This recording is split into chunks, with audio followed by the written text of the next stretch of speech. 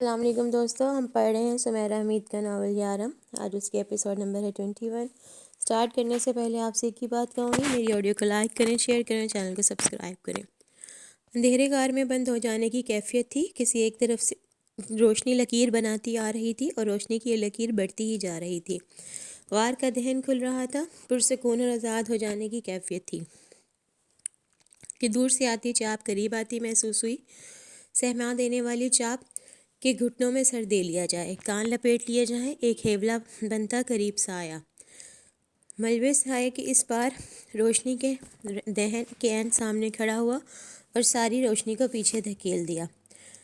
اور اندھیرا۔ آلیان ہڑبڑا کر اٹھا، نیم اندھیرے کمرے میں وحشت زدہ خود کو بستر پر پایا۔ اس کی سانسیں تیز تیز چل رہی تھیں، جیسے رات بھر بھاگتا رہا ہے، کوئی اس کے پیچھے رہا ہے۔ اس کے کانوں میں وہ انجانی چاہ ابھی بھی زندہ تھی، جو ایسے شکن زدہ تھی کہ ہر نفرین ادا کو اپنے اندر سموئے ہوئے تھی۔ وہ اسے محسوس کر رہا تھا، وہ خواب میں سے ہو کر آیا تھا، جیسے خود کو کھینچ کر خواب سے باہر نکالا تھا۔ وہ خوف زدہ تھا یا کچھ اور تھا؟ جو بھی تھا، اس کی دائیں آنکھ میں آنسو تھا۔ امرہ رات کو جاب سے واپس آ رہی تھی کہ سڑک کے کنارے چلتے اسے ایک آدمی نے بہت مہذب انداز سے روکا۔ خاتون، آپ کا تھوڑا سا وقت چاہیے؟ امرہ رک گئی۔ فرمائیے، آپ خاتون مہر کی بیٹی ہیں؟ نہیں، امرہ سمجھی، لیڈی مہر کے مرحوم شوہر کے رشتہ داروں میں سے کوئی ہے؟ ان کی لے بالغ بیٹی نہیں ہو؟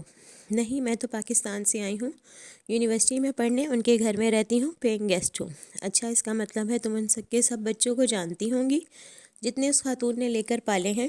امرہ کو ایک دم سے لیڈی مہر کی بات یاد آ گئی اور وہ آگے چلنے لگی۔ میں اس بارے میں کوئی بات نہیں کر سکتی، آپ جائیں یہاں سے۔ انہوں نے 10 بچے پالے ہیں، کیا تم سب کے نام جانتی ہو، ان کی شکلیں؟ امرہ اور تیزی سے چلنے لگی، وہ بھی ساتھ ساتھ چلنے لگا۔ مجھے صرف لڑکوں کے بارے میں معلومات چاہیے کہ وہ کہاں ہیں، کس ملک میں ہیں، کون کون ہیں، ان کی تصویریں مل سکیں تو بہتر ہوگا۔ تم یہ چھوٹی سی جاب کرتی ہو، کتنا کما لیتی ہو؟ میں تمہیں پورے 1,00,000 پاؤنڈ دوں گا۔ امرہ حیرت سے رک کر اسے دیکھنے لگی کہ یہ کون تھا جو اتنی بڑی رقم دینے کو تیار تھا۔ اگر چاہو تو زیادہ بھی دے سکتا ہوں، میں پولیس کو بلا لوں گی جناب۔ 2,00,000 پاؤنڈ؟ 3,00,000 پاؤنڈ؟ جواب دو۔ جانتی ہو کتنے پیسے ہوتے ہیں؟ تحمل سے میری بات سنو، تم جذباتی ہو کر بھاگ رہی ہو۔ تمہیں کچھ زیادہ کام نہیں کرنا، صرف اتنا کرنا کہ وہ سب لڑکے اس وقت کہاں ہیں، کس کس ملک میں ہیں، ان کے نام کیا ہیں، بس اتنا ہی، اور اتنے سے کام کے اتنے پیسے، اتنے کہ تم ساری زندگی میں شاید ہی کما سکو گی۔ پہلے بچوں کو چھوڑ جاتے ہو، پھر انہیں ڈھونڈتے اور خریدتے پھرتے ہو، امرہ نے طنز سے کہا۔ اس نے بہت سکون سے امرہ کے طنز کو سہا۔ ہاں، کچھ ایسا ہی ہے، لیکن اگر تم تھوڑا سا تعاون کر دو تو بہتر ہوگا۔ میں کسی بھی قسم کا تعاون نہیں کروں گی، جاؤ۔ 4,00,000 پاؤنڈ؟ میں پولیس کو فون کرنے لگی ہوں۔ امرہ نے فون نکال کر ہاتھ میں لیا۔ 5,00,000 پاؤنڈ؟ امرہ نے عاجز آ کر اس کی شکل کی طرف دیکھا اور نمبر ڈائل کرنے لگی۔ تمہارا کام بہت آسان ہے، تمہیں صرف یہ معلوم کرنا ہے کہ کس لڑکے کی ماں کا نام مارگریٹ جوزف تھا۔ امرہ فون کان سے لگانا بھول گئی، وہ اس انسان کی شکل دیکھ رہی تھی۔ کون ہے آپ؟ میرا خیال ہے تمہیں اس سے مطلب نہیں ہونا چاہیے، میں نے تمہیں ایک بہت بڑی رقم آفر کی ہے، تم اس بارے میں سوچو۔ میں ابھی بھی پولیس کو فون کرنے کا ارادہ رکھتی ہوں، تم جلد ہی مجھے فون کرو گی، اتنے پیسے کم نہیں ہوتے۔ کہہ کر وہ چلا گیا۔ اس کے جانے کا انداز ایسا تھا جیسے اسے یقین تھا کہ اسے ضرور فون کیا جائے گا۔ اس نے کہ مبالغے کی حد تک ایک بہت بڑی رقم آفر کر دی تھی۔ اس کے لیے کسی کا بھی لالچ میں آ جانا فطری ہے۔ امرہ خود کو کسی فلم کا کردار محسوس کرنے لگی۔ مارگریٹ جوزف کے بیٹے آلیان، مارگریٹ کو کوئی ڈھونڈ رہا ہے، کون؟ مارگریٹ کے خاندان کا کوئی فرد، یا اس کے باپ کے خاندان کا، یا اس کا باپ ہی؟ یہ شخص آلیان کا باپ یا کوئی انکل نہیں ہو سکتا، کیونکہ ایک تو وہ سیاہ فام تھا، دوسرا وہ 40 سے کم کا تھا۔ یعنی آلیان کے لیے لیڈی مہر نے درخواست کی تھی کہ کوئی بھی پوچھے اسے نہ بتایا جائے، لیکن کیوں؟ وہ آلیان کو کیوں چھپا رہی ہیں؟ گھر آنے تک وہ کافی دیر اس سلسلے میں سوچتی رہی، پھر لیڈی مہر کے کمرے میں جا کر انہیں سب بتا دیا۔ وہ اس شخص کا حلیہ پوچھنے لگی، تم کسی سے ذکر نہ کرنا اس بات کا، خاص کر آلیان سے۔ یہ کون تھا؟ امرہ، یہ سب معاملات اتنے نازک ہیں کہ میں اس بارے میں کسی سے بھی بات نہیں کر سکتی، اور تمہارے لیے جاننا ضروری بھی نہیں۔ کیا آپ آلیان کو اس کی ماں یا باپ کے خاندان سے چھپا رہی ہیں؟ امرہ نے سنگ دلی سے پوچھا۔ انہیں اس بات سے تکلیف ہوئی، میں جو کر رہی ہوں آلیان کے لیے کر رہی ہوں۔ امرہ کو تھوڑا غصہ آیا، وہ سب معاملات اپنے ہاتھ میں کیوں رکھنا چاہتی ہیں؟ انہیں علیان کے سلسلے میں باخبر رکھنا چاہیے۔ اسے لگا وہ اس معاملے میں خود غرضی دکھا رہی ہیں۔ انہیں شاید علیان کے چھن جانے کا ڈر ہے۔ وہ عمر کے اس حصے میں اسے کسی کے ساتھ بانٹنا نہیں چاہتی، یا انہیں لگتا ہوگا ایسے وہ ان سے بہت دور چلا جائے گا۔ امرہ کے بیگ میں اس شخص کا دیا کارڈ رکھا ہے۔ امرہ اس بات کو گول کر گئی۔ اس نے اس بات کو مختلف انداز میں سوچا اور اندر ہی اندر اس کے منفی پہلوؤں پر غور کرتی رہی۔ علیان کا ایک خاندان ہوگا، شاید بھائی بہن، انکل آنٹی، نہ جانے کون کون۔ کسی وجہ سے اگر وہ علیان سے دور ہوئے بھی تو اب وہ علیان کو ڈھونڈ رہے ہیں نا۔ یونی میں امرہ نے علیان کو دیکھا تو اس کا دل چاہا کہ اسے جا کر بتائے کہ کوئی اسے ڈھونڈ رہا ہے۔ یہ اتنی بڑی بات تھی کہ اسے صرف اپنے اندر نہیں رکھی جا رہی تھی، اور وہ خود کو بار بار اس پر سوچنے سے بھی نہیں روک سکی۔ سادھنا کے ساتھ وہ اس سے ملنے اس کے ہاں آئی تھی، اور دونوں لان میں ایک دوسرے کے سامنے بیٹھے تھے۔ آپ نے یہاں آ کر مجھے حیران کر دیا۔ اگر میں تمہارے جیسی ہوتی تو میں بھی تمہاری کھڑکی سے آتی تم سے ملنے، اس لیے تو میں چاہتا ہوں کہ میں سپر مین بن جاؤں اور آپ کو اپنے ساتھ اڑاؤں۔ اس نے مذاق کرنے کی اچھی کوشش کی۔ اگر تم سپر مین بن گئے تو بھی میں تمہارے ساتھ کسی چوٹی یا بادل کے ٹکڑے پر جانے کے لیے تیار نہیں ہوں گی۔ آپ کو تیار ہونے کی نہیں، صرف آنکھ بند کرنے کی ضرورت ہوگی۔ اپنے ساتھ اڑانے کے لیے تم کسی اور کو تیار کرو۔ ڈگری کے بعد کیا پلان ہے تمہارا؟ مزید ایک اور ڈگری کے بعد کوئی بزنس شروع کروں گا۔ ٹھیک ہے، میں سوچ رہی ہوں اب کسی اور ملک چلے جائیں۔ کسی اور ملک کیوں ماما؟ کسی بھی ملک تم دیکھ لینا جو تمہیں اچھا لگے۔ آپ نے ایک دم سے برطانیہ چھوڑنے کے بارے میں کیوں سوچ لیا؟ کافی عرصے سے سوچ رہی ہوں، بس تم اس بات کو ذہن میں رکھنا۔ ٹھیک ہے، لیکن میں حیران ہوں۔ میں جانتا ہوں آپ کو مانچسٹر سے کتنی وابستگی ہے۔ مجھے اپنے بچوں کے علاوہ کسی سے کوئی وابستگی نہیں۔ میں سمجھا نہیں۔ تم اسے چھوڑو، مجھے بتاؤ امرہ اور تمہارے درمیان کیا چل رہا ہے؟ کیا مطلب؟ دوستی ختم کر دی ہے اس سے؟ تم ایسے تو نہیں ہو دوست بنا کر چھوڑ دینے والے۔ امرہ لوگوں کو جلد ناراض کر دیا کرتی ہے، لیکن اسے جلد اس بات کا احساس بھی ہو جاتا ہے۔ اس میں خوبیاں اور خامیاں ساتھ ساتھ ہیں، اور یہ کوئی ایسی غیر معمولی بات نہیں۔ ہم سب ایسے ہی ہوتے ہیں۔ کہہ کر انہوں نے علیان کی طرف سے کسی جواب کا انتظار کیا۔ دیکھو، جواب میں تم خاموش ہو۔ یہ تمہارا ذاتی مسئلہ ہے۔ مجھے تم سے ایک بات اور پوچھنی ہے۔ میں تمہاری ماں ہوں۔ شاید تمہارا دل دکھے، لیکن مجھے اس شخص سے نہیں ملنا ماما، نہ مجھے اسے ڈھونڈنا ہے۔ شاید تمہیں اس سے مل کر اچھا لگے۔ وہ میرے لیے گالی ہے، اور گالی کبھی اچھی نہیں لگتی۔ مجھے اس شخص کے تذکرے سے ہی اتنی تکلیف ہوتی ہے کہ مجھے لگتا ہے ٹھیک ہے، بات ختم، بس خاموش رہو، پرسکون رہو۔ میں شارلٹ کی طرف سے مطمئن نہیں ہوں۔ فون پر اس کی ساس نے بہت سخت اور چپتے ہوئے انداز میں مجھ سے بات کی۔ آپ جارڈن کا سوچیں، اس کی ماما کا نہیں۔ پریشان نہ ہوں۔ پریشان نہیں، دکھی ہوں۔ اس نے ایک ادارے میں پرورش پائی ہے، ایک مسلم خاتون کی وہ لپالک بیٹی ہے۔ کتنی بڑی وجوہات ہیں یہ۔ علیان سے زیادہ وہ کون جان سکتا تھا کہ کتنی بڑی وجوہات ہیں یہ۔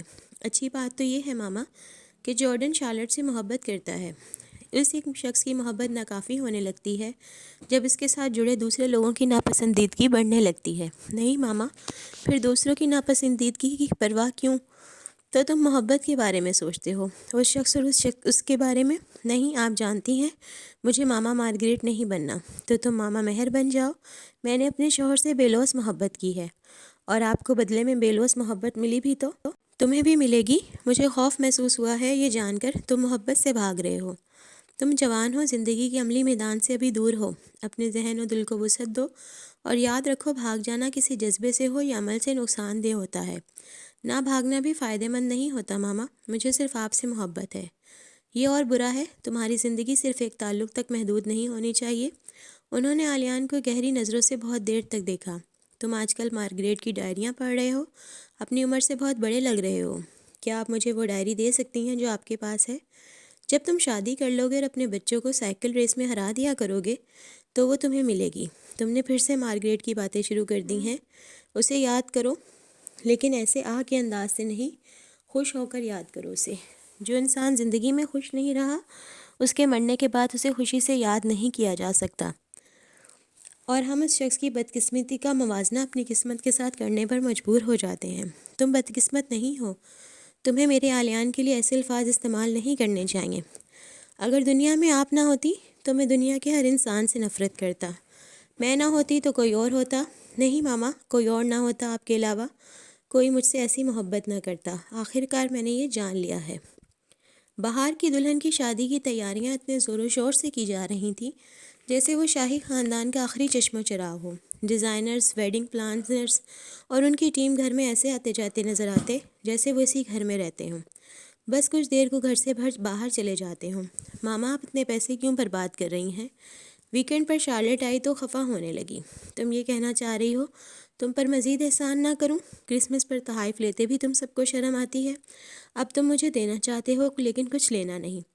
ایسا کر کے تم سب مجھے دوسری عورت، دوسری ماں ہونے کا احساس دلاتے ہو۔ میرا سب کچھ تمہارا ہے، میری آنکھوں کا نور اور میرے زندہ رہنے کی قوت بھی۔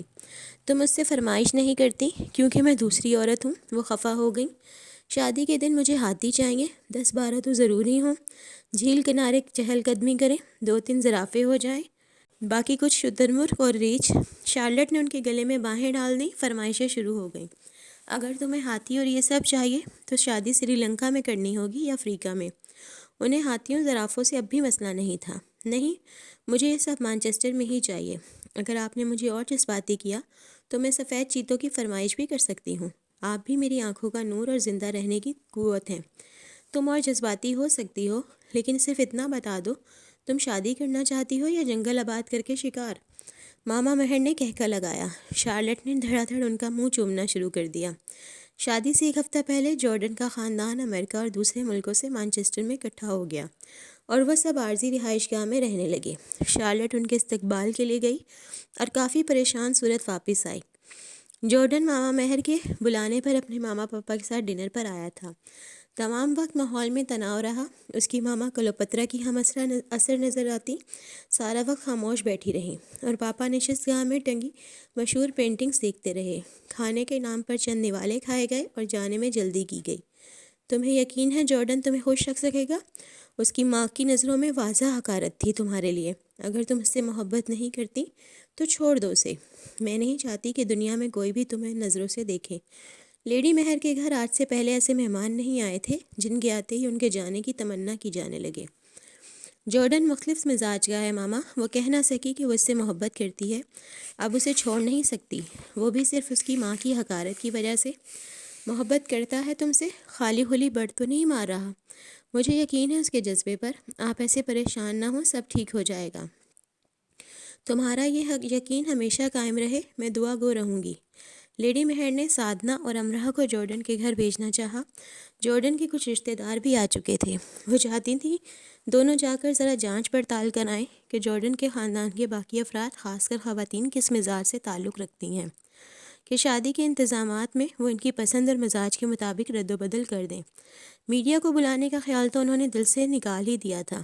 اتنے نازک مزاج لوگ تھے، نہ جانے کس بات سے بھڑک اٹھتے اور بریڈ پٹ کو وہ ایسے ماحول میں بلا کر کیوں بور کرتی۔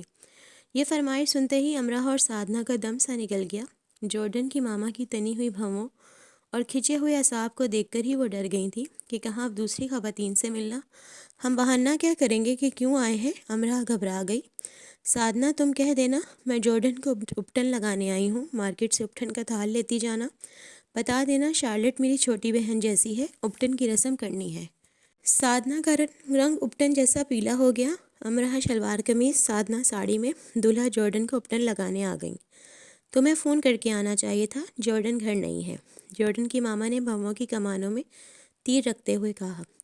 اس رسم میں بنا بتائے آتے ہیں، امرہ نے مسکرا کر کہا۔ شکر ہے ایسی باتیں گوگل نہیں ہو سکتی۔ وہ دونوں 6 عدد خواتین کے نرخے میں بیٹھی تھیں، کچھ ادھر ادھر ٹہل رہی تھیں۔ امرہ نے ایک ہی نظر میں اندازہ لگا لیا تھا کہ وہ سب بہت نازک مزاج اور جدید فیشن کی دلدادہ ہیں۔ ان سب نے ملبوسات اور زیورات پہن رکھے تھے کہ اگر ان میں سے صرف ایک خاتون کو اٹھا کر بھاگ لیا جاتا اور مارکیٹ میں بیچ دیا جاتا تو ساری عمر پیسے کے پیچھے بھاگنے کی ضرورت نہ رہتی، یا امرہ کے سامنے بیٹھی جارڈن کی آنٹی کا ایک ہاتھ ہی کاٹ کر ساتھ لے جایا جاتا تو بہت ہوتا، بلکہ بہت زیادہ ہوتا۔ دن روشن تھا اور وہ سب قلعہ نما عمارت کے سامنے دور تک پھیلے لان میں بیٹھے تھے، جس میں کئی لمبے لمبے درخت بھی تھے۔ 2 مرد اور 3 لڑکے درختوں سے ذرا آگے نشانے بازی کا کھیل کھیل رہے تھے اور کافی ہنگامہ کر رہے تھے۔ امرہ اور سادنا کو اٹھنے کی جلدی تھی کہ کہیں دولہا جارڈن ہی نہ آ جائے اور انہیں اپٹن کی رسم ہی کرنی پڑ جائے، لیکن جارڈن کی ماما نے چائے کا آرڈر دیا تھا اور آرڈر تھا کہ آ کے نہیں دے رہا تھا۔ آنٹی جولی، آپ کی باری۔ نشانچیوں کے ہجوم میں سے ایک لڑکا آیا اور بندوق آگے کی۔ میں نے مردوں کو ہرانا چھوڑ دیا ہے رافیل۔ آنٹی جولیا جواہرات سے سجی انگلیوں کو لہرا کر مسکرائیں۔ اسی دوران رافیل کی نظریں سادنا سے ہو کر امرہ پر آ کر ٹھہر گئیں۔ یہ کون ہے؟ وہ امرہ کو دیکھے جا رہا تھا۔ یہ شارلٹ کے گھر سے آئی ہیں کوئی ہندوستانی رسم کرنے۔ کیا رسم ہو گئی؟ اس نے بندوق کی نال امرہ کے گندھے پر رکھ کر پوچھا۔ امرہ کو اس کی جرأت پر حیرت ہوئی۔ وہ مسلسل مسکرا رہا تھا۔ ہمیں چلنا چاہیے۔ سادنا جلدی سے اٹھ کھڑی ہوئی۔ چائے پی کر جانا، بیٹھ جاؤ۔ تم ہندوستانی لوگوں کو نشست و برخاست کے آداب کب آئیں گے؟ آنٹی جولیا کی آواز ناپسندیدگی کے جذبے سے پر تھی۔ امرہ نے کندھے پر ٹکی بندوق کی نال کو ہاتھ سے جھٹکا۔ یہ کن آداب میں سے ہے؟ آنٹی جولیا کا منہ بن گیا۔ رافیل مزے سے امرہ کو دیکھتا رہا۔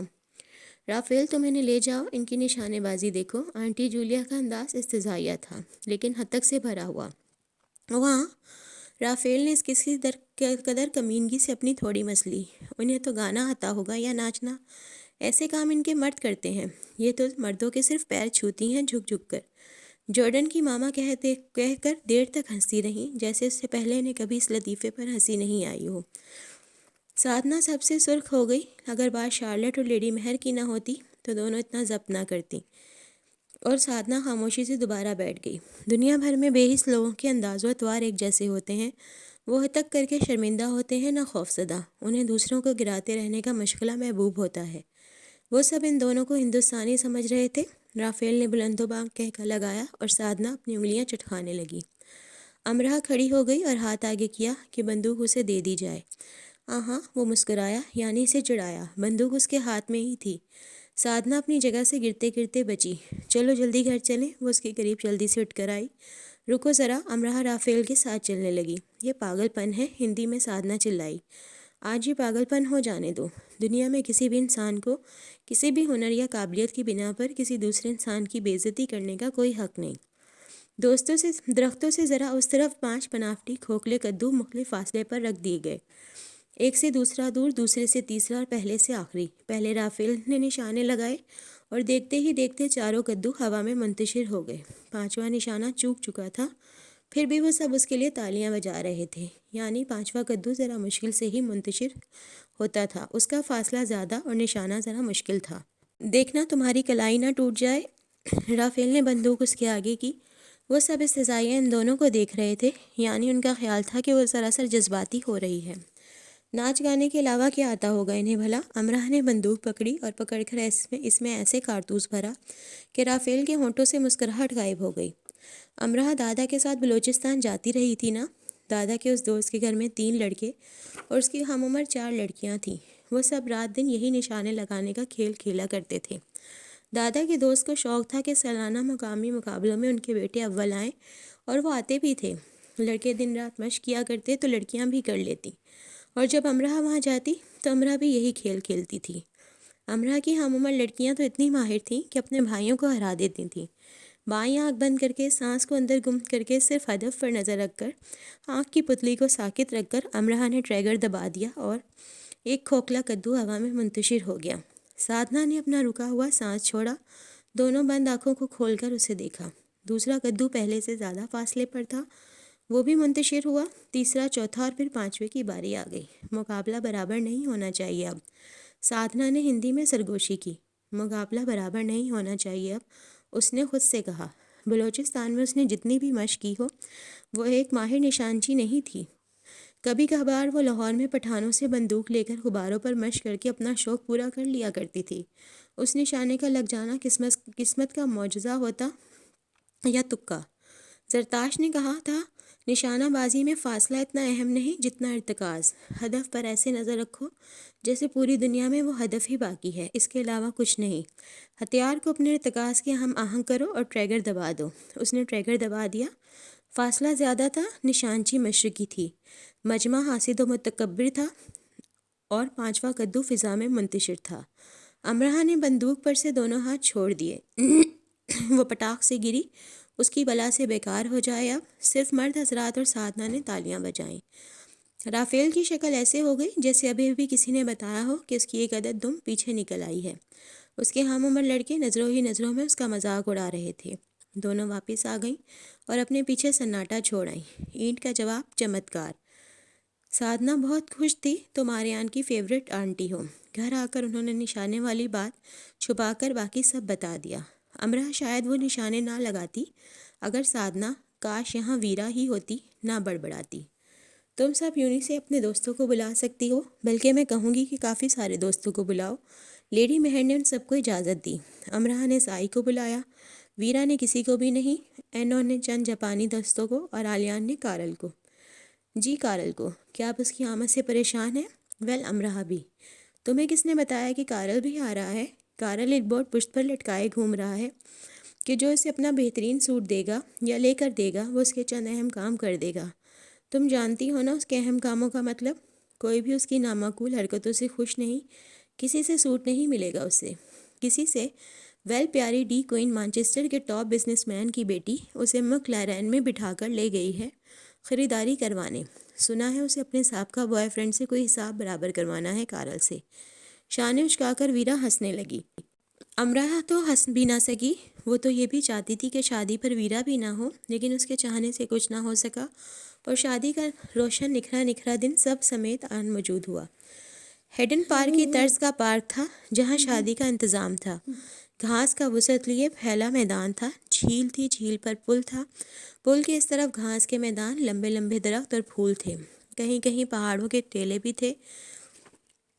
پل کے اس طرف سامنے ایک قدیم طرز کی عمارت تھی جس کے اندر رات کی پارٹی کا انتظام تھا۔ پل کے اس طرف سفید گھوڑے چہل قدمی کر رہے تھے اور جا بجا پھیلے سامان تھے جو آسمان سے نازل ہوتے دن کو خوابناک بنا رہے تھے۔ پریوں کی شہزادی ماما مہر کی بیٹی کی شادی تھی، انہیں یہی سب چاہیے تھا۔ گلابی پھولوں سے سجے گول چبوترے کے پس منظر میں جھیل، پل، درخت، ٹیلے، سوان اور گھوڑے تھے اور چبوترے کے سامنے دونوں طرف نشستیں۔ امرا نے گلابی چوڑی دار پجامے پر سفید کامدار دوپٹہ لیا تھا۔ ویرا اور اینون شارلٹ کے ساتھ تھیں۔ وہ باہر آ گئی، مہمان آ رہے تھے۔ تقریب شروع ہونے میں کچھ وقت تھا۔ سفید گھوڑوں اور سوان کو دیکھنے کے لیے وہ پھولوں سے سجے پل سے جھیل کے اس طرف چلی گئی۔ اس طرف سے دھند بہت چھوڑی جا رہی تھی تاکہ تقریب کے آغاز سے پہلے قدرتی شکل اختیار کر لے۔ ابھی اس نے پل کی اس طرف پیر رکھا ہی تھا کہ مشین سے مصنوعی دھند کا ایک اور ریلا چھوڑا گیا۔ پہلے ہی اتنی دھند چھوڑ دی گئی تھی کہ مزید چھوڑ دی گئی۔ ہاتھ کا پنکھا بناتی وہ دھند ہٹانے لگی کہ اس کا ہاتھ تھپڑ کی صورت انسانی کھال سے ٹکرایا۔ وہ انسانی کھال آلیان کی تھی۔ وہ اس کے عین سامنے کھڑا تھا، اس کے گال سے اس کا ہاتھ چھوا تھا۔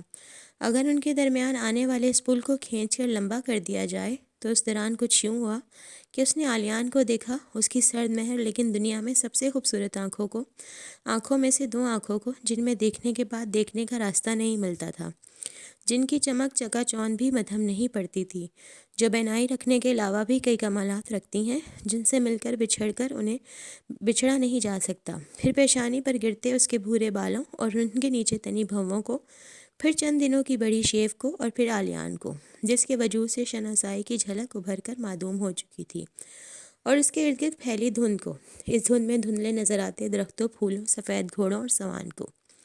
ہاں وہ ایک شہزادہ ہی تھا بلا شبہ، لیکن وہ سنڈریلا نہیں تھی۔ وہ اس کا جوتا لے کر آیا تھا، نہ اس کا ہاتھ پکڑ کر اسے اپنے گھوڑے پر بٹھانے۔ وہ ایک لمحہ تھا، وہاں ایک امرا تھی اور ایک آلیان تھا، ایک ساحر تھا، اس کا سحر تھا، اور ایک باب محبت تھا جسے پڑھ کر بند کیا جا چکا تھا۔ زمین پر بکھرتی دھند رقص گنا ہونے کے لیے تیار ہوئی اور پھر جھوم کے ان کے قریب آ گئی۔ امرا نے چاہا کہ وہ دھند کو دونوں ہاتھوں میں سمیٹ کر اس کی آنکھوں میں بھر دے کہ وہ کہیں جانے کا راستہ ڈھونڈ نہ پائے اور وہیں کھڑا رہے۔ پھر کیا حرج تھا اگر قیامت بھی آ جائے؟ اوہ میں معذرت چاہتی ہوں۔ اس نے اس سے معذرت کی جبکہ دھند سے شکریہ کہا۔ وہ آگے بڑھنے لگا اور اس کے دوپٹے میں الجھ کر گر گیا۔ دھند میں اسے اس کا سفید دوپٹہ کیسے نظر آ سکتا تھا بھلا؟ اف، پھر مجھے معاف کر دو۔ دوپٹے کا شکریہ جو ایک بار پھر اسے معافی مانگنے کا موقع دیا۔ وہ جھنجھلا کر اٹھا اور ایسا کرتے اس کے بال پیشانی پر اور پھیل گئے اور اس پر سے نظریں ہٹانے کے لیے ارادے مضبوط کرنے پڑے۔ تم اتنا غصہ کیوں کرنے لگے ہو آلیان؟ دوپٹہ سنبھالنے کے بجائے اس نے اور پھیلا دیا کہ وہ پھر سے گر جائے۔ تم اتنا غصہ کیوں دلاتی ہو؟ اس نے غصے سے کہہ کر آگے بڑھ جانا چاہا۔ سرد ملک میں رہ کر تم اتنی جلدی گرم کیوں ہو جاتے ہو؟ وہ جلدی سے اس کے سامنے آئی۔ آلیان کے پاس کئی جواب ہوں گے لیکن اس نے اسے ایک بھی دینا ضروری نہ سمجھا۔ اگر تم میری تھوڑی سی مدد کر دو اور مجھے کسی ایک سفید گھوڑے پر بٹھا دو، چوڑی پاجامہ، اونچی ہیل اور کانوں میں بندے پہنے، امرا وہاں گھوڑے پر بیٹھنے آئی تھی۔ اگر تم گھوڑے کی لگام پکڑ لو گے تو مجھے گھوڑے سے ڈر نہیں لگے گا۔ وہ اسے بتا رہی تھی اس کا آلیان کا اور گھوڑے کا ایک ساتھ ہونا کس قدر ضروری ہے۔ کی شکل بناتا، تعصب سے سر ہلاتا وہ پھر سے آگے جانے لگا۔ چلو تم گھوڑے پر بیٹھ جاؤ، میں لگام پکڑ لوں گی، اب خوش؟ چلو اب مسکرا دو۔ وہ پھر سے اس کے سامنے آئی جلدی سے۔ ان گھوڑوں پر لگام اور زین نہیں ہے، انہیں تمہاری سواری کے لیے یہاں نہیں لایا گیا۔ وہ جواب دیے بغیر نہیں رہ سکا۔ اچھا، ان پر زین اور لگام کیوں نہیں ہے؟ وہ تم گھوڑوں سے جا کر پوچھ لو۔ چلو ہم دونوں چل کر پوچھ لیتے ہیں۔ ویسے بھی مجھے گھوڑوں کی زبان نہیں آتی، تمہیں تو انسانوں کی زبان بھی نہیں آتی، کہتے اس نے خود کو مصلوب پایا۔ اس کی آنکھوں کی مانند بڑھتی چمک سے امرا افسردہ ہو گئی۔ تم پہلے والے آلیان کیوں نہیں بن جاتے؟ تمہیں خاموش رہنا سیکھنا چاہیے، ورنہ دور رہنا۔ تم سکھا دو یہ سب۔ تم تو خود ایک استاد ہو امرا، جو سبق تم دیتی ہو وہ کوئی اور نہیں دے سکتا۔ ہو سکتا ہے یہ سبق میرے پلو سے باندھ دیے گئے ہوں، مجھے یہ سب جاننے میں دلچسپی نہیں۔ تمہیں اپنے بال تراشنے چاہیے، تمہارے بالوں کی نوکیں تمہاری آنکھوں کو پریشان کر رہی ہیں۔ امرا نے ہر بار سے زیادہ خوبصورت نظر آتے اس کے چہرے کو دیکھتے رہنے کے بعد کہا۔ غیر ارادی طور پر اس نے بال پیشانی سے اٹھائے اور امرا مسکرا دی، جس پر وہ اور خفا سا ہو گیا۔ میں نے تو صرف اس لیے کہا کہ تمہارے بالوں سے زیادہ مجھے تمہاری آنکھوں کی فکر ہے۔ میں اپنی فکر کرنے کے لیے خود ہی کافی ہوں۔ اس کی آواز تیز ہو گئی۔ میں جانتی ہوں تمہیں خود پر ناز ہے۔ امرا اس کی تیز آواز سے گھبرا گئی، لیکن کہے بغیر وہ رہ نہیں سکی، کیونکہ وہ بات کو طول دینا چاہتی تھی۔ ہاں، اتنا تو ضرور ہے کہ میں تم جیسا نہیں ہوں۔ امرا کی آنکھوں میں ٹھہرے ہوئے انداز میں دیکھ کر اس نے کہا۔ امرا کے کانوں میں سائیں سائیں ہونے لگی۔ جب تم مشرق کا سفر کرو گے تو تم پر بہت سے راز کھلیں گے۔ مجھے ایسے خطے کا سفر نہیں کرنا جہاں رازوں روایتوں کا احترام انسانوں سے بڑھ کر کیا جاتا ہے۔ امرا لاجواب ہو گئی۔ وہ آگے بڑھ گیا اور وہ اس کی پشت سے چلائی، جب تم بوڑھے ہو جاؤ گے تو ضرور پچھتاؤ گے، تمہیں گھوڑے پر بیٹھنے میں میری مدد کر دینی چاہیے تھی۔ امرا جھیل میں نظر آتے اس کے عکس کو دیکھتی رہی۔ جھیل خوبصورت تھی، اس پر تنا آسمان یا اس میں جھلملاتا اس کا عکس۔ اس کی نظروں نے اس کے عکس کے حق میں فیصلہ دیا۔ پل پر سے گزرتے آلیان نے برائے نام گردن موڑ کر اس کی طرف دیکھا، اور ایسا کرنے پر اسے افسوس ہوا کہ کیوں اس نے خود کے ساتھ کیے عہد کو توڑ دیا تھا۔ امرا اسے جاتے ہوئے دیکھ رہی تھی۔ ایک پل ان کے درمیان بھی تھا، وہ اس اور اس طرف تھے۔ اب وہ جہاں ہوا کرتی ہے وہ وہاں سے چلا جایا کرتا ہے۔ اس نے خود کو اتنا بدل لیا ہے اور اسے اس پر افسوس بھی نہیں۔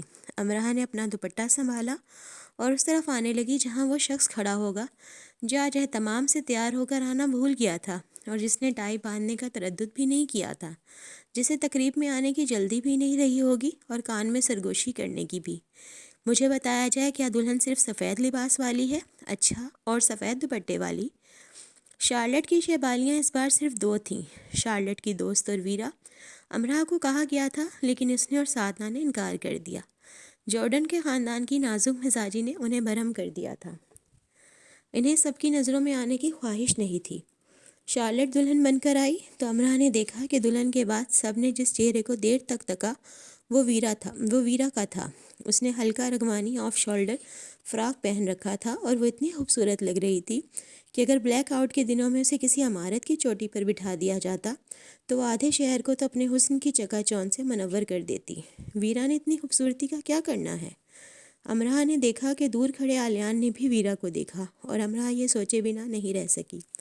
اگر ویرا صحرائے گوبی کی طرف کا سفر اختیار کر لے اور صحرا میں بھٹک جائے اور پیاسی پیاسی، امرا اسے یہ بددعا دیے بغیر نہیں رہ سکی، وہ یہ کرنے پر مجبور تھی۔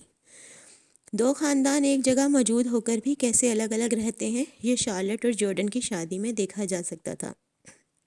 تناؤ موجود تھا اور خوشی کے بجائے گھبراہٹ ہو رہی تھی۔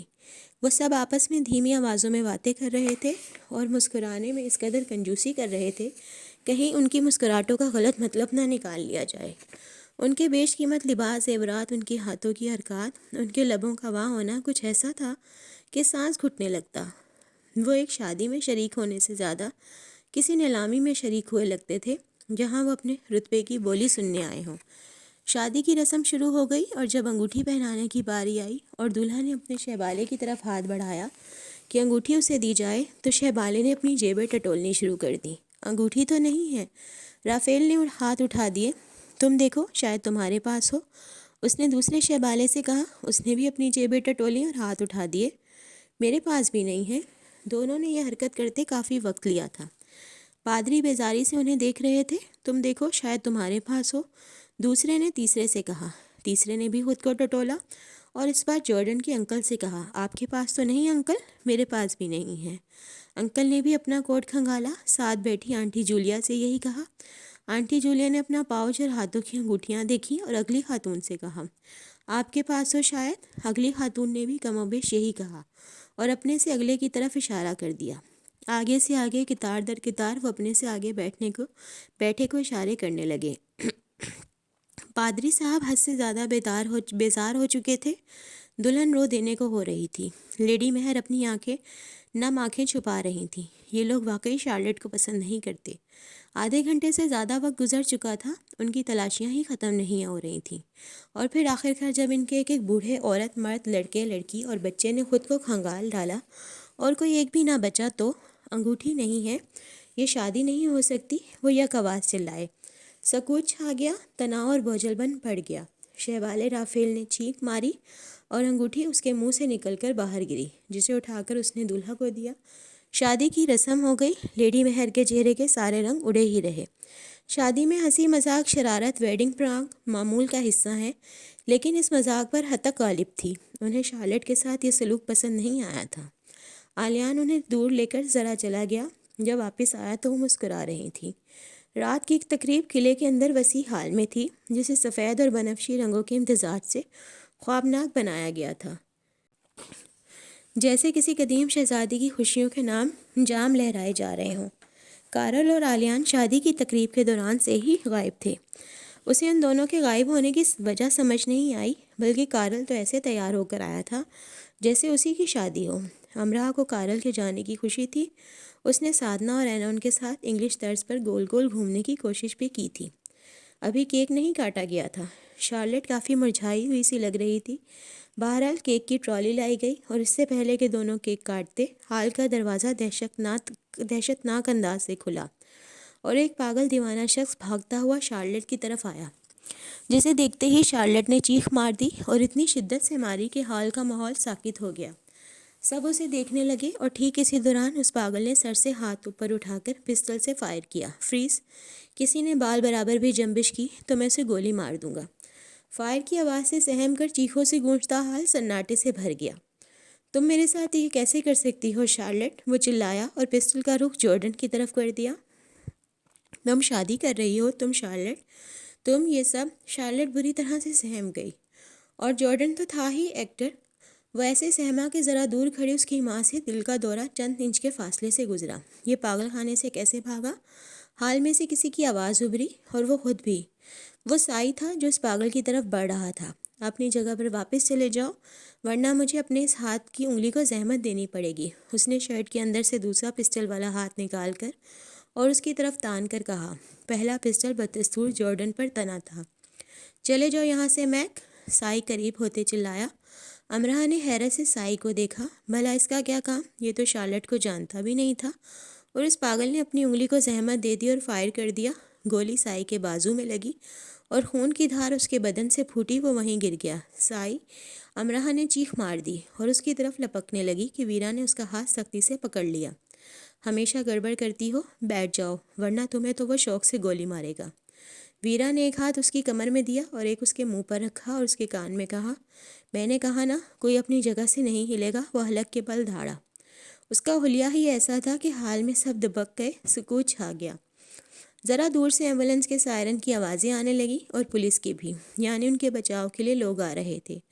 جلد ہی شارلٹ کے سابقہ پاگل عاشق کو پکڑ کر لے جائیں گے۔ تو تم مجھ سے پیار کرتی تھی شارلٹ، اور شادی وہ کس سے کر رہی ہو؟ پسٹل کا رخ جارڈن کی طرف رکھ کر وہ اچھل کر چلایا، اتنی اونچی آواز میں کہ ان کے کانوں کے پردے ہل گئے اور خوف سے آنکھیں بند کر لینے کو جی چاہا۔ امرا اس دوران سسک رہی تھی۔ سائی! میری جگہ تم کسی اور کو لے آئی، اس نے کہکا لگایا۔ ٹھیک ہے، میں اپنی جگہ خالی کروا لیتا ہوں۔ اس نے جارڈن کی کنپٹی پر پسٹل رکھی۔ جارڈن کی ماما اور چند دوسری خواتین کی چیخیں نکل گئیں، جس کے جواب میں پاگل نے پستل کا رخ ان کی طرف کر کے ہوائی فائر کر دیا۔ کوئی آواز نہیں، وہیں ان کی آواز بند بلکہ گمسم ہو گئی۔ چلو شارلٹ میرے ساتھ، میری شادی ہو چکی ہے میک، جارڈن میرا شوہر ہے۔ جارڈن تمہارا شوہر تھا، یہ ابھی مردہ ہونے جا رہا ہے۔ اس نے تھا کو لمبا کھینچا۔ مجھے تم سے نفرت ہے، میں تم جیسے پاگل انسان کے ساتھ ایک منٹ کے لیے نہیں رہ سکتی۔ سائیکو، نفرت ہے مجھے تم سے۔ شارلٹ نے بھی حد ہی کر دی۔ مجھے اس سے نفرت ہے، میں ایک اور منٹ اسے زندہ نہیں چھوڑ سکتا۔ میک نے بھی حد کر دی۔ ہال کے اندر بھاگتے ہوئے 3-4 لوگ آئے۔ حلیے سے وہ ہسپتال کے ملازم لگتے تھے اور پاگلوں کا پاگل نظر آتا ایک ڈاکٹر جس کی آنکھوں پر بہت بڑا چشمہ تھا۔ میک، چھوڑ دو اسے، ہمارے ساتھ واپس چلو، ڈاکٹر ذرا دور سے محتاط انداز میں چلایا۔ ہال والوں کی نظریں اب ڈاکٹر پر تھیں۔ مجھے پاگل سمجھا ہے کیا؟ اس نے جنونی کہکہ لگایا اور پسٹل کا رخ ڈاکٹر کی طرف کر دیا۔ حساب کتاب تو تم سے بھی باقی ہے میرے، تم اسے مار ڈالو گے؟ ڈاکٹر نے جارڈن کی طرف اشارہ کیا۔ شکریہ یاد دلانے کے لیے کہ مجھے اسے مارنا ہے۔ تم یہ نہیں کرو گے میک؟ میں یہ کروں گا، ہاں ہاں ہاں، مجھے کون روکے گا؟ تم یہ نہیں کر سکتے، ڈاکٹر چلایا، یعنی پاگل کو اور بھڑکایا۔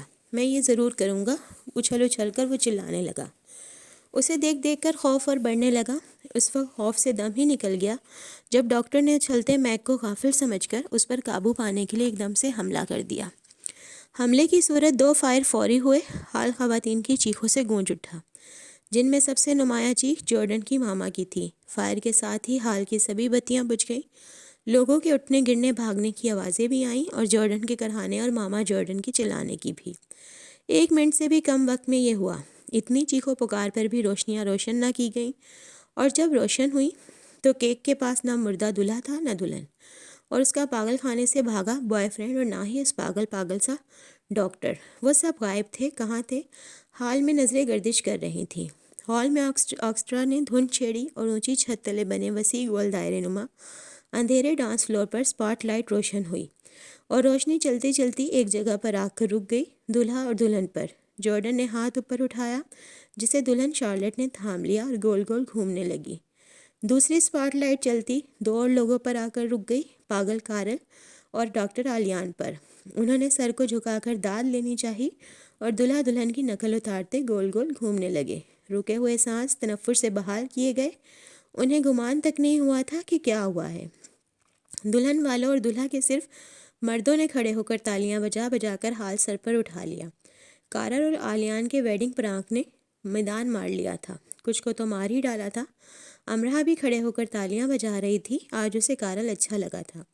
ویرا نے اس کے کان میں سب بتا دیا تھا۔ صرف چند گھنٹوں میں سب پلان کیا گیا تھا۔ شارلٹ اور جارڈن بھی ان کے ساتھ تھے۔ کارل اور آلیان کا گیٹ اپ ایسا تھا کہ امرہ نے انہیں بہت دیر میں پہچانا۔ ان کی پرفارمنس لاجواب تھی۔ پاگلوں سے بڑھ کر کارل پاگل لگ رہا تھا، تو اس لیے ہر 4 میں سے تیسرے کو تو کارل ہونا چاہیے، ہر 3 میں سے دوسرے کو، اور ہر 2 میں سے پہلے کو تھوڑا تھوڑا ضرور کارل ہونا چاہیے، کیونکہ یہ کبھی کبھی بہت ضروری ہوتا ہے۔ مجھے اچھا لگا امرہ نے میرے لیے اتنی دردناک چیخ ماری۔ مجھے تو یہ لگنے لگا تھا کہ پرانک الٹا ہمارے گلے ہی پڑ جائے گا۔ خواتین کی چیخوں کی حالت ٹھیک نہیں تھی۔ میں دیکھ رہا ہوں کہ بات بدلنے میں تم کافی ماہر ہو چکے ہو۔ تمہیں ایسی بات نہیں کرنی چاہیے کہ مجھے بات بدلنی پڑے جس کا میں جواب دینا نہ چاہوں۔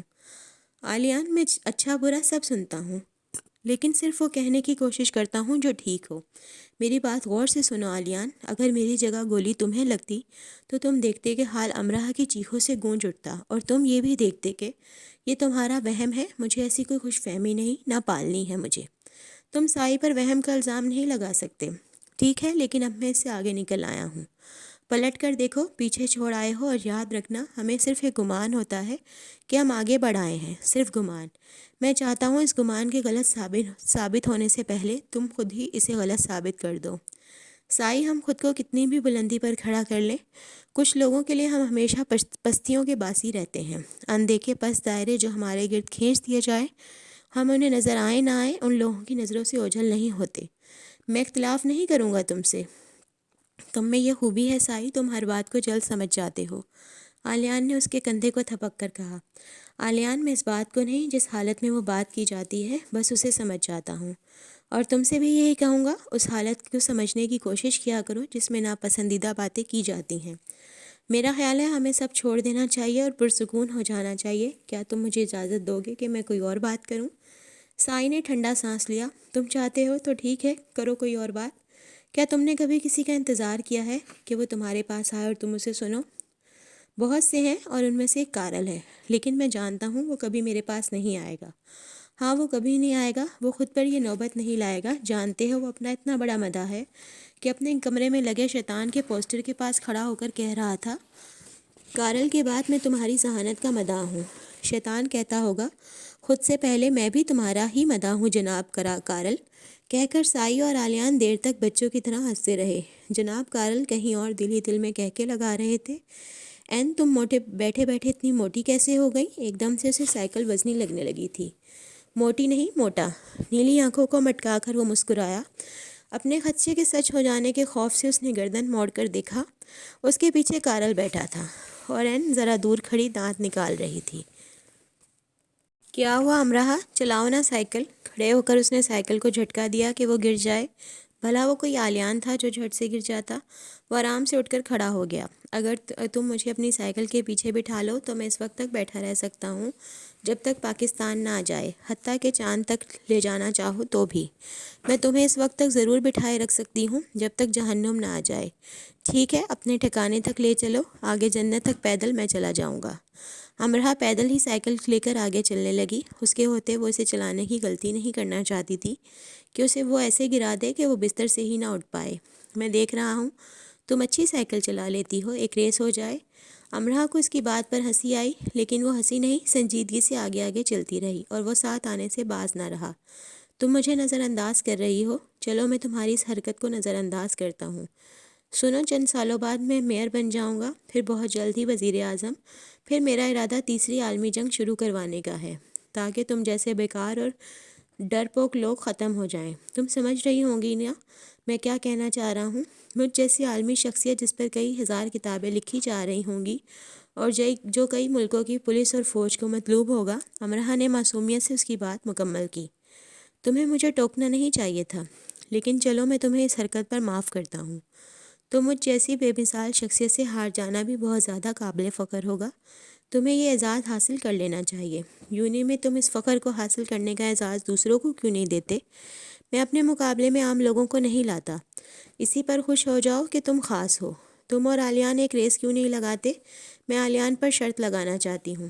تم آلیان کی سپورٹر ہو؟ آئی سی، بالکل، ابھی بھی، ہمیشہ رہوں گی۔ بیچارہ آلیان، دی گریٹ آلیان۔ اس نے گردن کو فخریہ اٹھا کر کہا کہ کارل دیکھتا ہی رہ گیا۔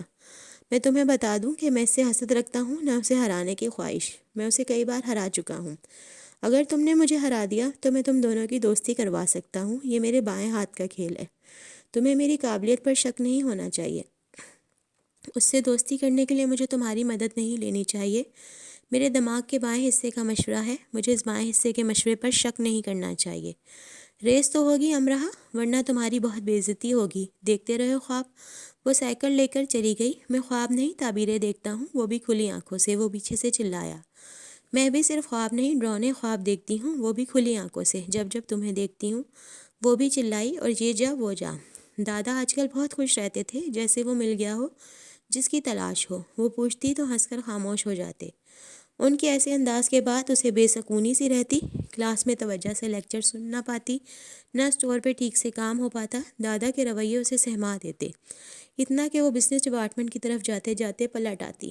میں کئی بار مل چکا ہوں اس سے، اور میں بتا نہیں سکتا کہ کس قدر خوش ہوں۔ میں اسے تقریباً ہر طرح سے آزما چکا ہوں۔ ابھی میں نے گھر میں بات نہیں کی۔ اسے پہلی بار دادا کی آواز بھدی لگی اور الفاظ بدنما۔ آپ کو مجھ سے ایسی باتیں نہیں کرنی چاہیے دادا، وہ بہت مشکل سے کہہ پاتی۔ وہ حیران ہوئے، تم شرما ہو رہی ہو تو نہیں کرتا؟ بالکل نہیں، بس مجھے تعلیم مکمل کرنے دیں۔ شادی تمہاری ڈگری کے بعد ہی ہوگی امراہ۔ میری شادی نہیں ہوگی، مجھے شادی نہیں کرنی۔ شہریار بہت روشن خیال، اور وہ ورلڈ بینک کا صدر اور کسی یونیورسٹی کا چانسلر ہی کیوں نہ ہو، تو تم فیصلے کا اختیار اپنے ہاتھ میں رکھنا چاہتی ہو۔ دادا کا انداز ایسے سنجیدہ ہو گیا کہ پہلے کبھی نہیں ہوا ہوگا۔ دونوں کے درمیان سکوت چھا گیا، جس سے دادا کے خدشات کی تصدیق ہوئی۔ ٹھیک ہے، لیکن مجھے تم سے توقع نہیں تھی۔ میں صرف ہاں یا نہ کا اختیار استعمال کر رہی ہوں۔ میں تمہاری نہ سے بھی واقف ہوں اور ہاں سے بھی انجان نہیں۔ مجھے پاگل مت بناؤ۔ تو آپ چاہتے ہیں میں خود کو پاگل کر لوں؟ وہ چٹک کر بولی۔ ایک بار پھر سکوت دونوں کے درمیان تن گیا۔ دادا اس کے انداز پر دنگ رہ گئے۔ کون ہے وہ امرہا؟ پاکستانی، امریکی، مصری، روسی، برطانوی، کون ہے وہ؟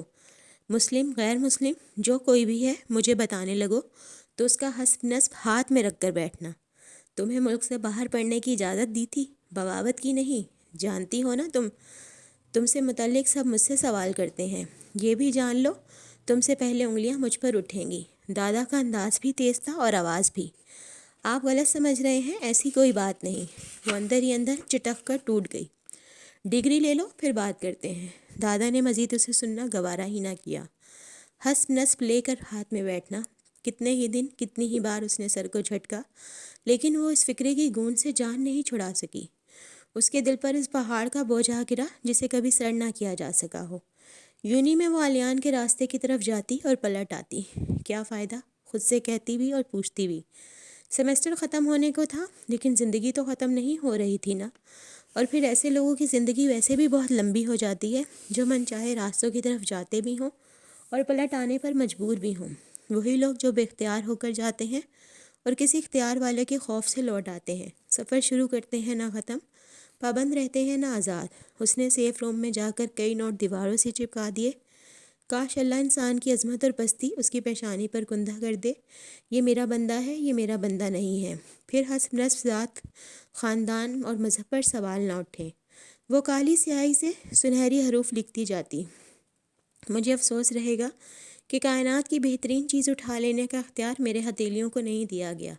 پھر اس نے یہ بھی لکھا کہ لاچاری اور بے بسی اپنے عروج پر ہے۔ میں اپنی آنکھوں کو مائل ہونے اور کانوں کو متوجہ ہونے سے روکنے سے معذور ہوں۔